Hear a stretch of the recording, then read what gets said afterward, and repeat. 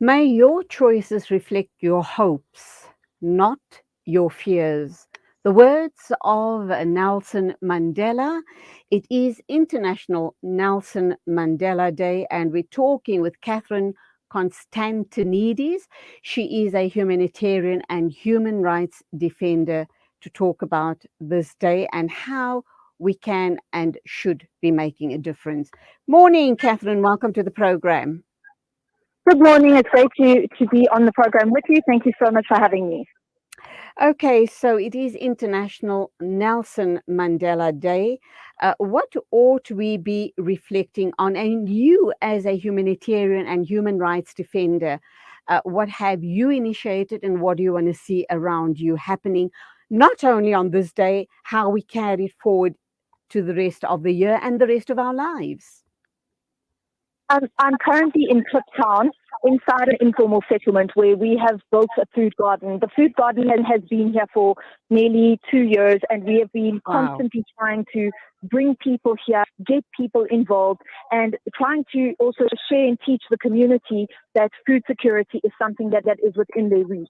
I think it's important when we partner with people and bring people out to places like where I am right now speaking to you from, we're able to understand that together we can really do so much.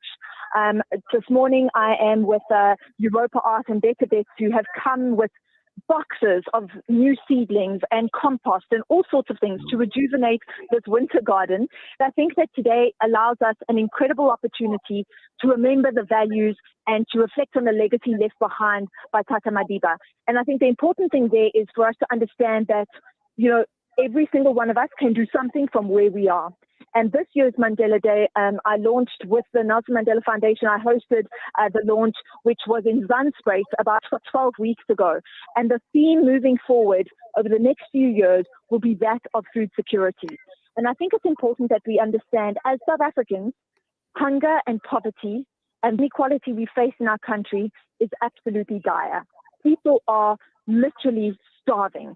And through my work and my social justice work on the ground on a continual basis, I'm faced with that.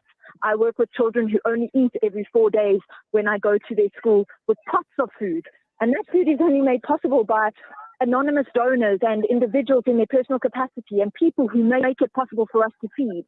And I think a day like today is important for us to remember that each and every one of us has an opportunity to find some way to be involved in community projects. And when we're able to get involved in community projects, we're really able to do so much more. It's really about how do we galvanize using days like today to remind each other that, in fact, this is the spirit with which we must live on a continual basis. Okay, and before I pose my next question to you, another golden quote by the late Nelson Mandela. He says, "A winner is a dreamer who never gives up." So, obviously, these are the values we need to live by. And Catherine, I am so pleased that you lending your name, your support, and making it your life's work to address issues around food security. I mean, you could have been doing anything else, supposedly more glamorous, but here you are really focusing on what matters most, and that is to fill a tummy so that children at schools can concentrate better. And we do know that not only in South Africa, but the world over, the big issue, one of the big issues, is food security. How are communities responding to these initiatives of yours, Catherine?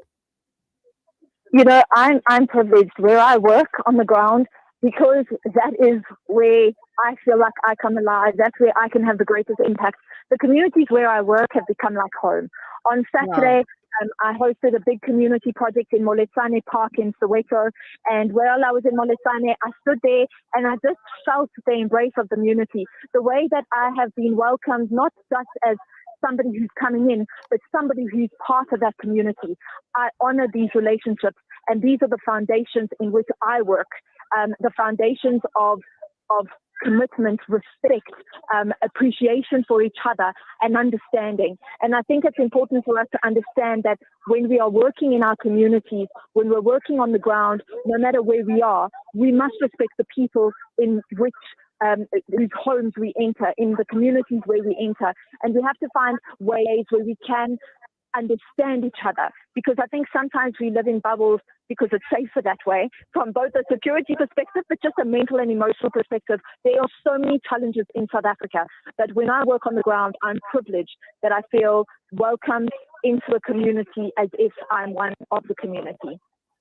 So, Catherine, I like what you're doing. Is your focus mainly on food gardens, backyard food gardens, because that definitely is giving people a hand up rather than a hand out.